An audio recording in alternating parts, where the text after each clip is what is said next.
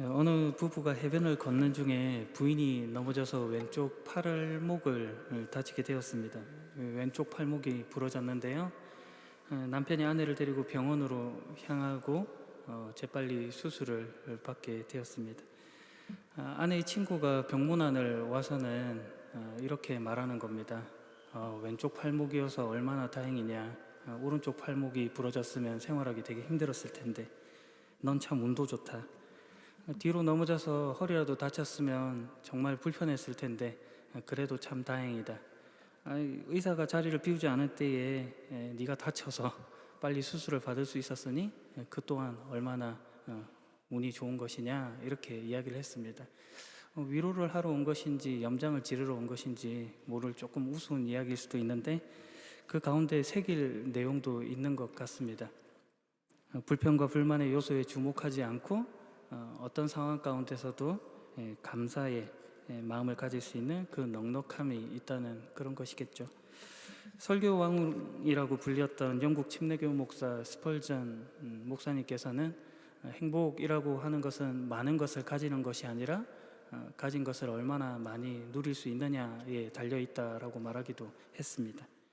불행 속에 함께하는 사람이 있으면 슬픔이 덜어진다라는 영미권 격언이 있는 것과 같이 잃은 것 중에서 또 얻은 것이 무엇인지를 돌아보는 것도 참 복된 일인 것 같습니다. 그런데 성경의 증언을 보면 분명 그런 차원과는 다른 조금 더 넘어서는 이야기들을 하고 있는 것을 보게 됩니다. 시편 1편에는 복 있는 사람에 대해서 소개하고 있는데, 복 있는 사람은 나쁜 사람들의 게임에 쫓아가지 않고 여호와의 가르침을 깊이 생각한다고 말합니다. 하지만 나쁜 사람들은 바람에 날아다니는 겨와 같은 모습으로 있는 것이죠. 행복한 사람의 반대를 불행한 사람이라고 설명하지 않고 나쁜 사람, 악한 사람이라고 설명해 두고 복 있는 사람은 특별히 수동태로 표현을 해두었습니다. 수동태로 표현해 뒀다는 것은 내가 이런저런 복을 얻기 위해서는 이런저런 행동을 해야 해라고 말하는 것이 아니라 복이 있는 사람은 어떤 사람인가, 누구인가 라고 소개하고 있다는 것입니다. 복 있는 사람은 하나님이 복을 주시는 사람이다라는 것입니다. 미국의 월간 잡지 중에 매드라고 이렇게 만화 같은 것을 이렇게 소개해둔 그런 잡지가 있습니다. 거기에 이 복 있는 사람에 대한 좋은 예시가 있는 것 같아서 말씀드릴까 합니다. 미국 사람들 야구 참 좋아하죠. MLB, 메이저리그 베이스볼 유명한데요. 거기서 이 타자들이 홈런을 치거나 파울을 쳤을 때 그 공을 잡는 것을 되게 행운이라고 생각하고 아주 운이 좋다, 복되다 뭐 이렇게 생각을 합니다. 그것과 관련된 만화입니다. 투수가 공을 던졌고 타자가 쳤는데 그 공이 관중석으로 날아갑니다. 많은 사람들이 손을 뻗어요. 그 공을 잡겠다고. 첫 번째 사람의 손에 그 공이 맞고는 다른 곳으로 튑니다. 두 번째 사람의 어깨에 맞고, 그리고 세 번째 사람의 이마에 맞고, 그리고 흘러서 결국에는 그 공에는 전혀 관심이 없는 그저 팝콘에만 정신이 팔려 있는 그 아이의 그 팝콘 통에 공이 툭 하고 떨어지는 겁니다. 그것을 가리켜서 행운아라고 소개하고 있습니다. 복 있는 사람이 그런 걸 말하는 거죠. 가만히 있어도 복으로 인도받는 사람. 앞선 부부의 이야기에서 감사를 찾고 말할 수 있다라고 하는 것은 하나님께서 그 마음속에 가치 있는 것이 무엇인지를 추적할 수 있는 힘을 주셨기 때문에 그가 그렇게 할 수 있는 것입니다. 어려워도 그 속에 담긴 하나님의 간섭, 인도를 보게 되는 것이죠. 악인들은 그렇지 않다는 겁니다. 바람에 나는 겨와 같이 중심이 없기 때문에 날려가는 모습인 것이죠. 기쁜 날에는 자랑하지만 슬픈 날에는 원망과 불평만 있습니다. 어려운 일 속에 억울함만 있고 고난만 바라보는 것이죠. 그러나 복 있는 사람은 다르다. 복 있는 사람은 시냇가에 심겨진 나무와 같다고 말합니다. 나무가 가서 자기가 자신을 심은 것이 아니라 옮겨 심겨진 나무입니다. 시냇가에 심겨진 나무죠. 그 풍부한 자원 속에 심겨져 공급을 받는 것입니다. 그래서 계절을 따라 열매를 맺는다고 합니다. 푸른 봄, 그리고 시원한 가을도 있겠지만 무더운 여름도 있을 것이고 차가운 겨울도 있을 것입니다. 하지만 때를 따라서 열매를 맺게 되는 것입니다. 그것을 복 있는 사람이다라고 소개합니다. 오늘 본문이 이 시편 23편은 그 시편 1편의 실마리를 가지고 이해해야 하는 그런 본문입니다. 1절을 보면 시인은 여호와는 나의 목자시니 내게 부족함이 없습니다 라고 고백하고 있습니다. 시편 1편이 말하는 복 있는 자의 모습이 무엇인지 깨닫게 된 시인이 그 시작을 이렇게 고백을 하는 것이죠. 표제어를 보면 이 시편은 다윗의 시라고 되어 있습니다. 다윗은 잘 알고 있는 그 왕을 말합니다. 그 저술시기는 알 수 없으나 내용으로 보아서는 고난과 투쟁의 역사를 겪었던 그 시인이 그 모든 과정 가운데 인도하신 하나님을 찬양하고 신뢰하는 시다라고 할 수 있겠습니다. 고난이 없었고 평탄했고 해서 하나님을 찬양하는 것은 아니라는 것이죠. 그 인생이 사울 왕의 시기심 때문에 피난살이를 해야 했고, 그리고 그 사랑하는 아들 압살롬의 반역으로 인해 쫓겨나 다니는 그런 인생을 살아야 했던 인물입니다. 자기 그 부하 장수 밧세바를 범함으로 하나님께 엄중한 경고를 받던 그런 인물이기도 하죠. 외부적인 어려움 그리고 내면적인 어려움을 동시에 가졌고, 그리고 이해할 수 없는 그런 고난도 받았고, 그리고 자기가 자초한 그런 어려움도 겪었던 그런 다윗입니다. 그런 지난한 과정들 속에서 인생이 뭔가, 신앙이라고 하는 것이 뭔가 하는 그런 고민을 하고, 그 속에서 내 인생, 내 신앙의 주인이 하나님이시다라는 고백을 담아서 이 시를 쓰고 있는 것입니다. 그래서 여호와는 나의 목자시니 내게 부족함이 없습니다 라는 말로 그 인생이 하나님과 묶여 있어 복 받은 인생임을 고백할 수 있게 된 것입니다. 고대 사회에서 목자는 은유적으로 왕들과 통치자들을 묘사할 때에 사용됩니다. 바벨론 황금 시대의 함무라비 왕은 자기 자신을 가리켜서 나는 진실로 평화를 가져오는 목자라고 소개를 하기도 했습니다. 함무라비 이전에 우르게 왕 엠메르카도도 목자라 불렸고, 아수르의 왕인 사네립도 똑같은 명칭으로 불리기도 했습니다. 그러나 이스라엘의 왕된 이 왕인 다윗은 그 목자의 칭호를 하나님께 돌리고 있습니다. 자기를 포함한 그의 백성을 인도할 참된 목자가 여호와 하나님이심을 고백하고 있는 것이죠. 유목민 생활을 했던 이스라엘 입장에서 본다면 더 큰 공감을 불러일으켰을 것입니다. 이집트에서 탈출하고 광야 생활을 인도하시고, 그리고 약속의 땅으로 인도해 내신 그 하나님, 참된 목자로 바라보는 것이죠. 거기서 부족함이 없다라는 그런 고백을 하고 있습니다. 그 부족함이 없음을 배우게 된 것이죠. 여기에 사용되는 부족함이 없다라는 이 말은 다만 모자르거나 결핍됨이 없다는 정도가 아닙니다. 이 히브리어 단어 중에 절대 부정을 뜻하는 로라는 단어와 미완료 형태를 써서 매우 강하게 이 표현을 사용하고 있습니다. 간신히 부족함을 면하는 정도가 아니라 부족함과는 아무런 관계가 없는 그런 모습을 표현해 두고 있는 것이죠. 천지 만물의 창조주이시며 주관자가 되신 하나님께서 나의 목자가 되시니 전혀 부족함이 있을 리 없다는 것입니다. 하나님께서 그 모든 것을 채우시고 우리를 인도하십니다. 2절에는 하나님은 나를 푸른 풀밭에 쉬게 하시며 잔잔한 물가로 이끌어 쉬게 하신다라고 고백합니다. 하나님께서 쉬게 하시는 장소가 묘사되어 있죠. 푸른 풀밭, 잔잔한 물가입니다. 거기서 쉬게 하십니다. 개정판에는 눕게 하신다라고 되어 있습니다. 우리니까 뛰다 보면은 걷고 싶고, 걷다 보면 앉고 싶고, 앉다 보면은 또 눕고 싶고, 눕다 보면 자고 싶은 것이 우리의 마음인데 좀 더 편한 것을 추구하죠. 그러나 살다 보면 그럴 수 없는 것이 인생이라는 것도 배우게 됩니다. 하지만 하나님께서 그 속에 우리를 눕게 하시고 편안하게 쉬게 하시는 것입니다. 케냐의 선교사의 아들로 태어난 필립 켈러라는 분이 목자의 경험을 가지고 양과 목자라고 하는 책을 썼습니다.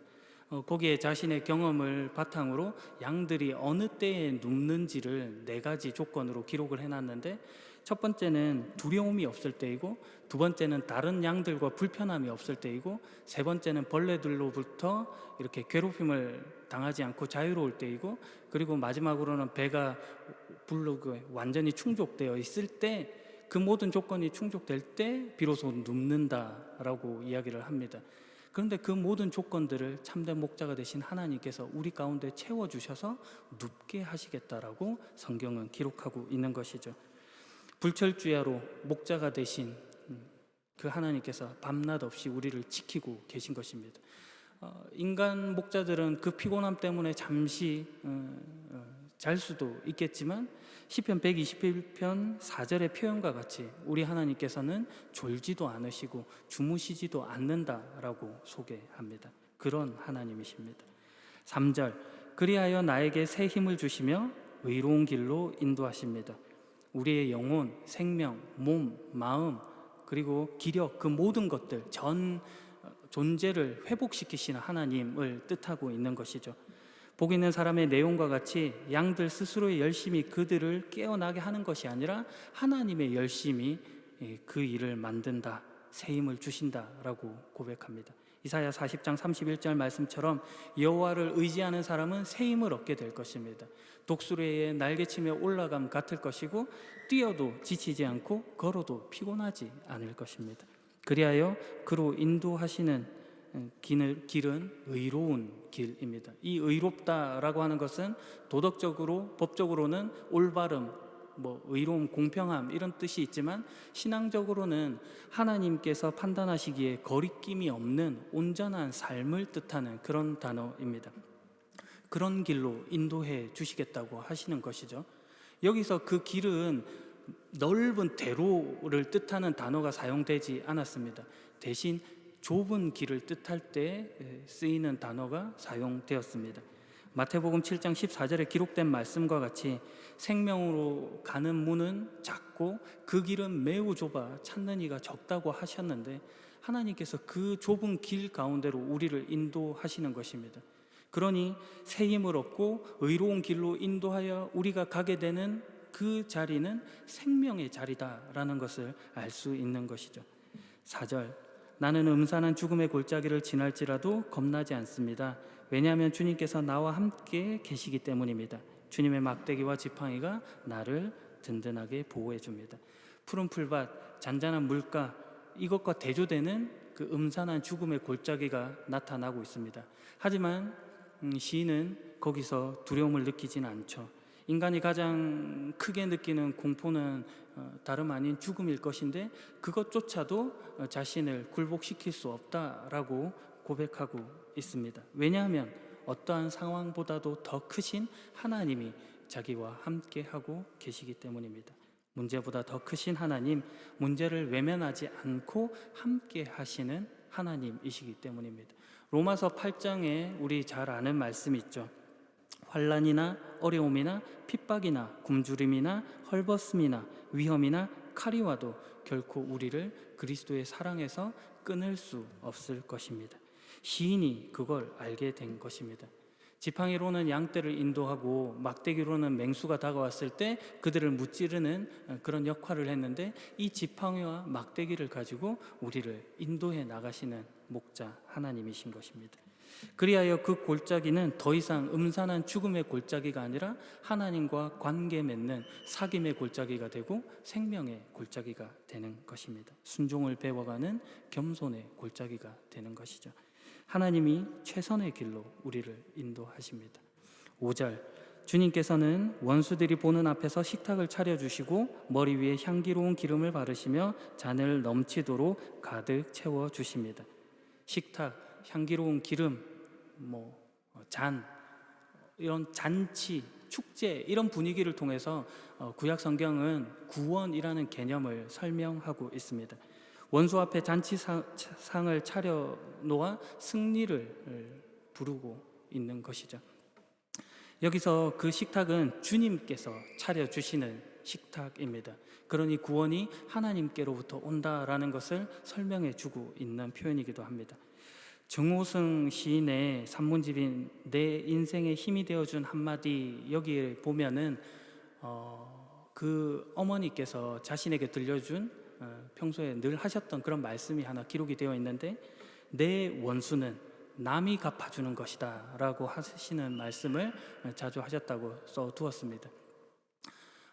아마도 그 어머니께서 남을 미워하고 분을 내고 그에게 복수하는 것으로 에너지를 쓰느라 정작 자신의 일을 그르치는 것에 대해서 이제 경계하는 차원에서 지혜롭게 말해 주신 것일 것입니다. 그럴 필요가 없다는 것이죠.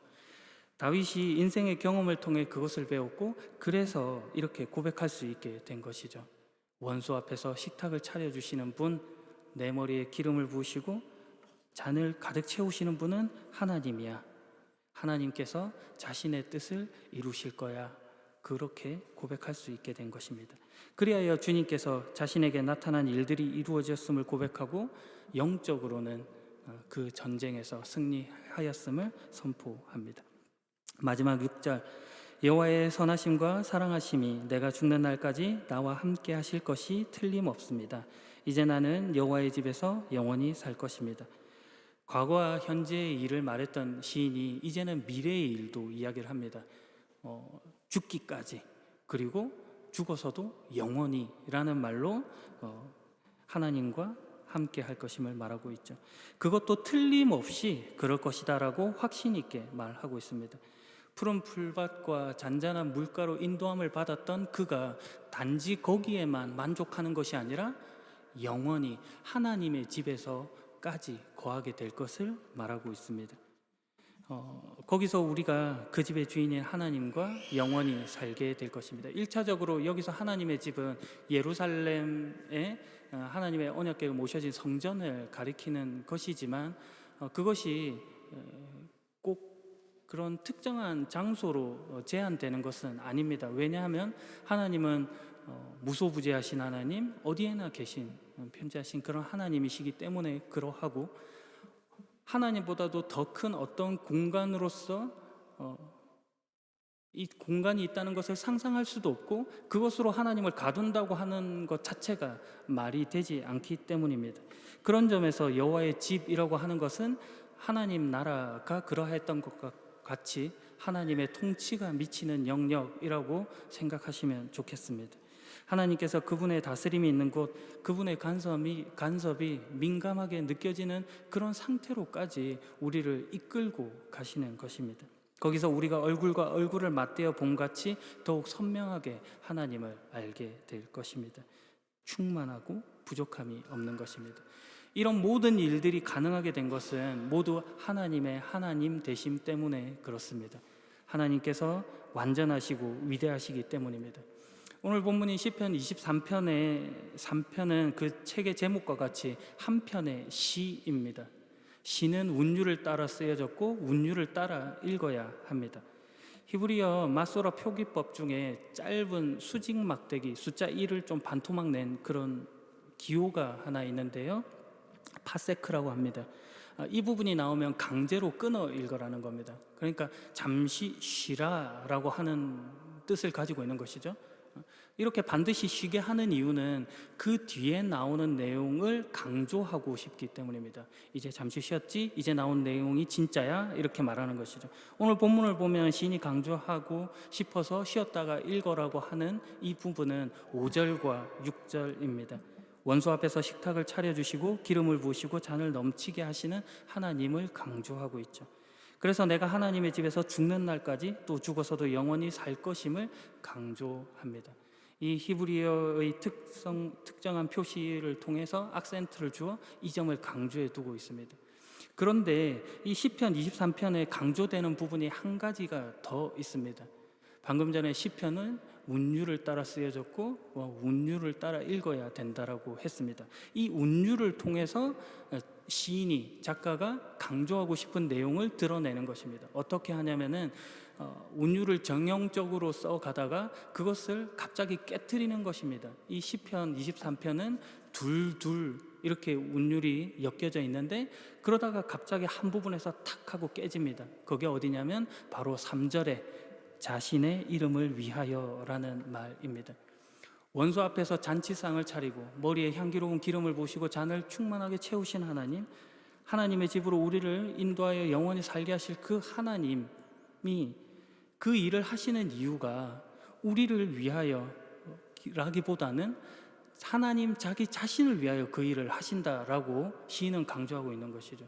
하나님께서 우리를 위하지 않는다라는 그런 뜻이 아니라 우리를 위하시는 하나님이시지만 그것보다도 더 앞서서 하나님이 어떤 분이신가를 지금 강조하여서 설명하고 있는 것입니다.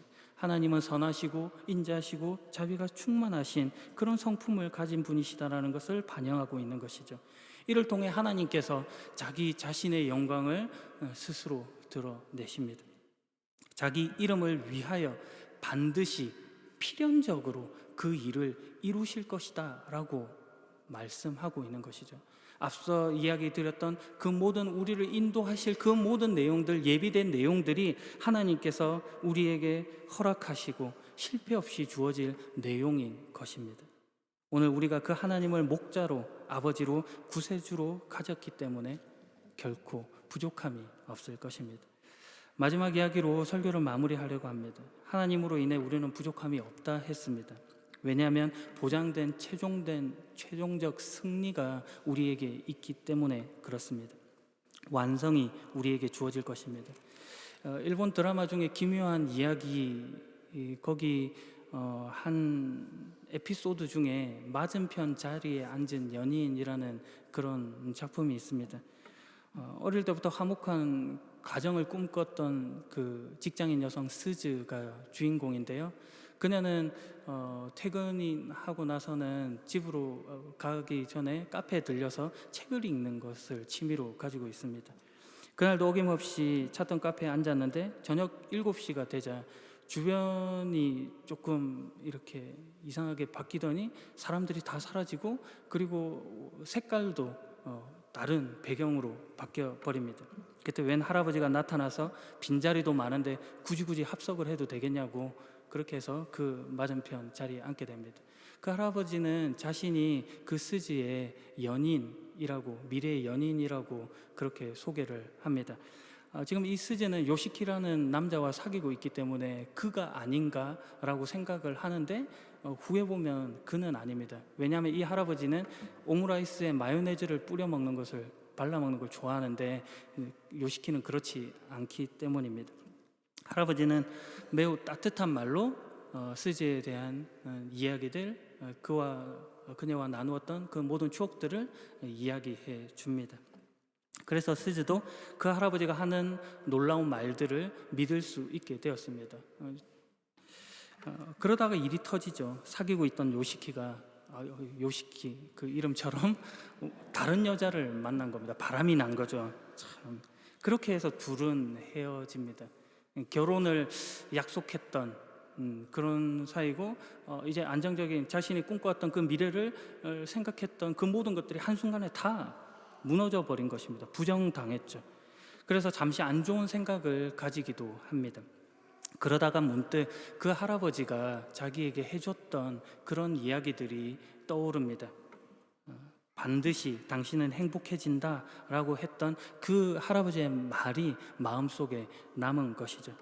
그래서 그때부터 스즈는 다른 하루하루를 보내게 됩니다. 미래에 대한 소망, 마주할 연인에 대한 기대감, 그리고 따뜻한 내일을 기대하며 있는 것이죠. 그렇게 스즈는 이전과 다른 오늘을 보내고 있습니다.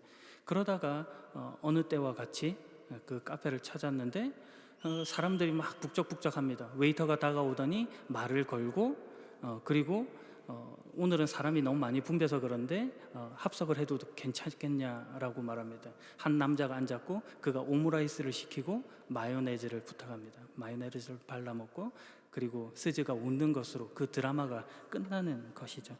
오늘 우리가 이 결말을 맞을 거라는 겁니다. 최종적으로 우리는 웃게 될 것입니다.